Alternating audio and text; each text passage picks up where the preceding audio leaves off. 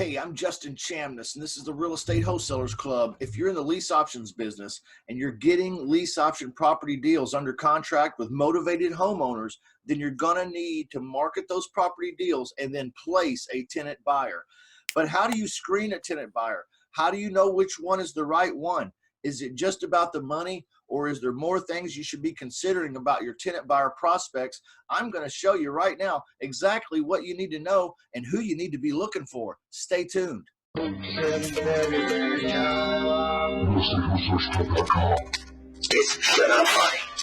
I've provided a written outline to help remind you. It's a cheat sheet of sorts so that you don't forget something when you're communicating with a tenant buyer. Most of the time nowadays, tenant buyers want to initiate conversation either through a direct message on social media, a post, or a listing that you've put on social media for this property deal, or they'll usually text you first. That's just the world we live in.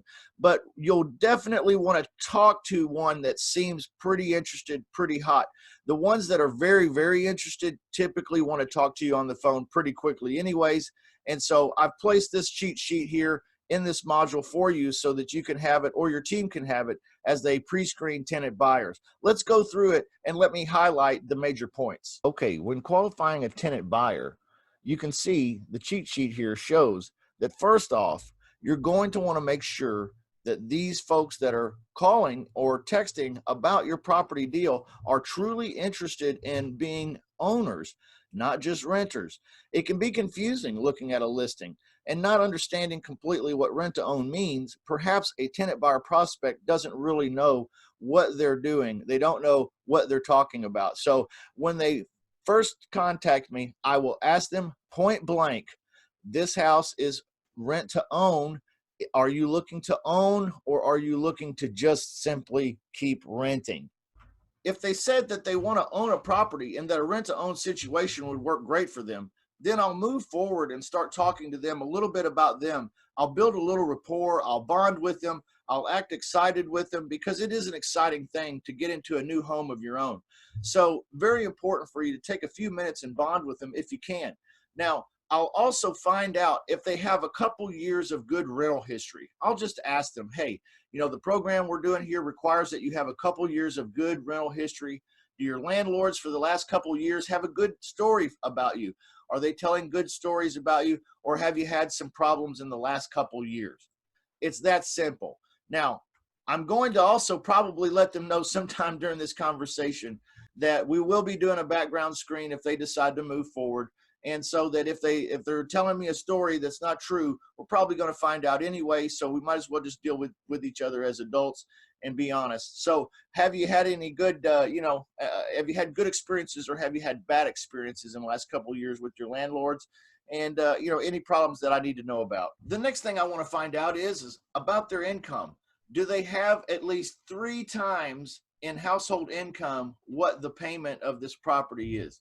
So in other words, if there's a $1,500 a month lease payment on the program that we're putting them in, or talking about putting them in, do they have at least $4,500 a month in household income coming in?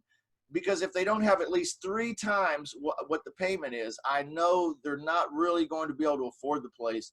And so I want to find out what their income is, how long they've been at their jobs, what kind of jobs they have, if they're happy there.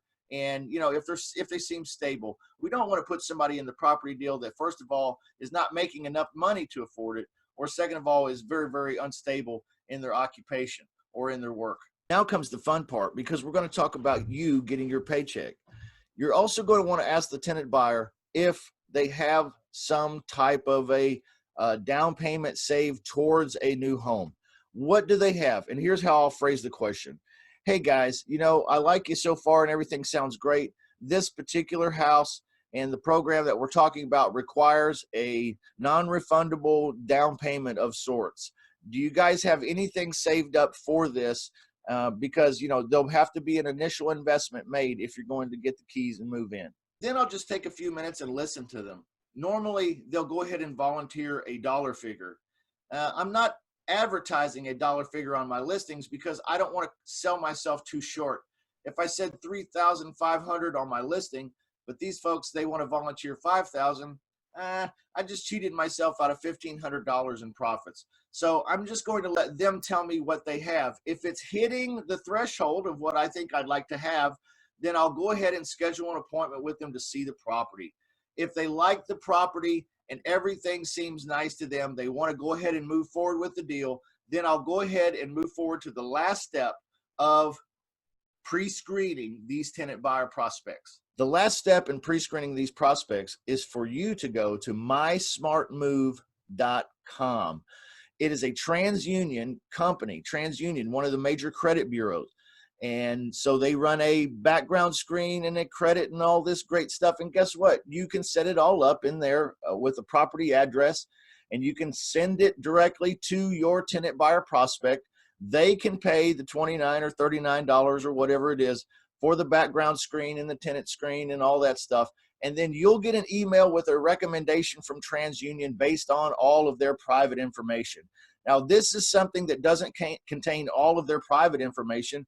It just simply contains a recommendation based on their credit and their history. So if you get that recommendation and it says it's a no-go, guess what, guys? It's probably a no-go. If it says, hey, these folks are great, then, guess what? They're probably pretty good.